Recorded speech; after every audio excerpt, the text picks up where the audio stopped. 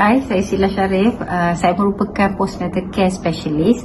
So kali ini saya akan berkongsi tentang topik yang agak sensitif di antara masyarakat kita, iaitu suami memaksa melakukan hubungan kelamin semasa isteri berpantang, dan apakah tindakan atau apakah yang patut si isteri tahu atau ibu selepas bersalin itu lakukan, ya. Okey.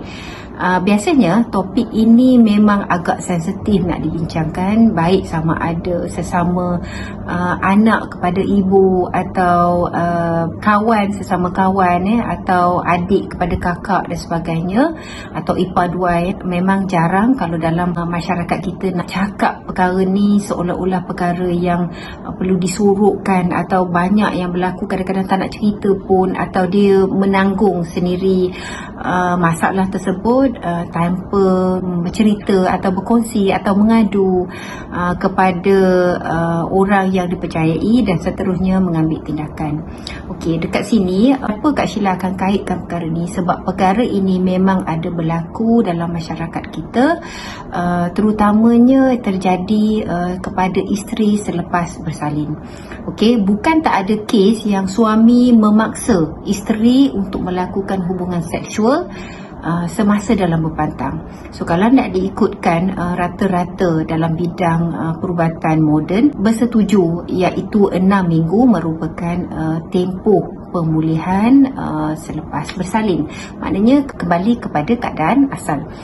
Tapi dalam tempoh tersebut ada wanita atau ibu sebab bersalin yang dah bersedia melakukan hubungan seksual, tapi berdasarkan daripada syarat-syarat yang seperti pernah Kak Sheila beritahu sebelum ni, iaitu dia dah habis hadas, dia dah bersedia, dia tak rasa trauma, dia dah rasa mahu melakukan.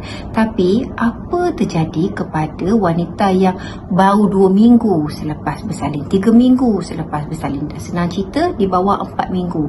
So senang cerita, diorang ni sebenarnya tak bersedia untuk melakukan hubungan seksual kerana mereka merasakan mereka masih mempunyai darah nifas, masih trauma, masih mempunyai kesakitan sebab daripada proses kelahiran.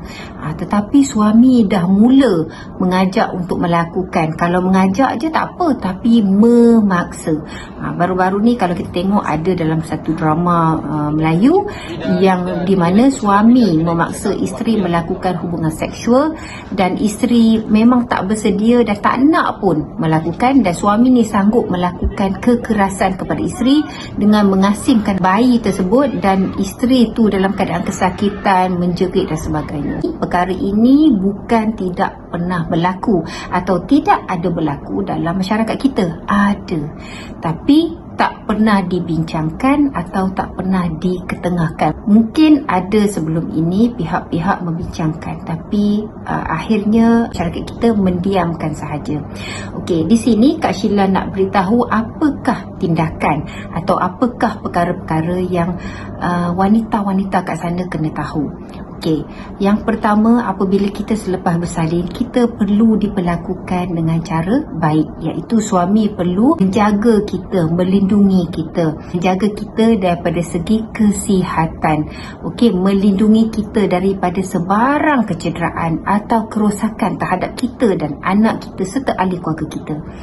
Okey, jadi di sini jikanya berlaku dalam keluarga kita, contoh suami memaksa untuk melakukan hubungan seksual secara paksa.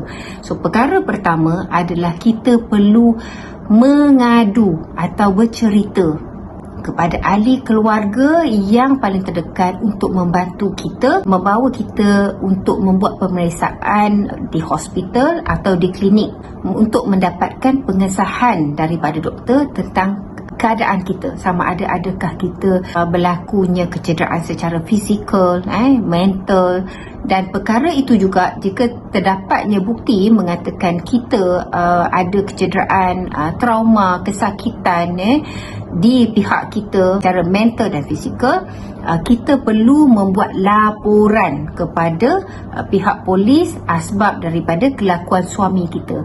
Tapi masalahnya di sini, kebanyakan isteri rasa kasihan kepada suami dan risau juga apa yang berlaku kepada anak serta keluarga nanti. Jadi perkara ini juga berbalik kepada diri sendiri. Jika kita rasa perkara itu kita boleh menerima, atau kita rasa perkara itu kita boleh mengawalnya dan terserah kepada diri kita. Tapi jika kita merasakan perkara itu adalah salah, tak sepatutnya kita diperlakukan begitu. Dia tanya pada Kak Sheila boleh berkatakan perkara itu tak patut dilakukan kepada seorang isteri, kerana isteri ini perlu dilindungi, disayangi, dijaga, diberikan kasih sayang yang cukup, ya, selepas kita menerima dia sebagai isteri. So itulah tanggungjawab suami.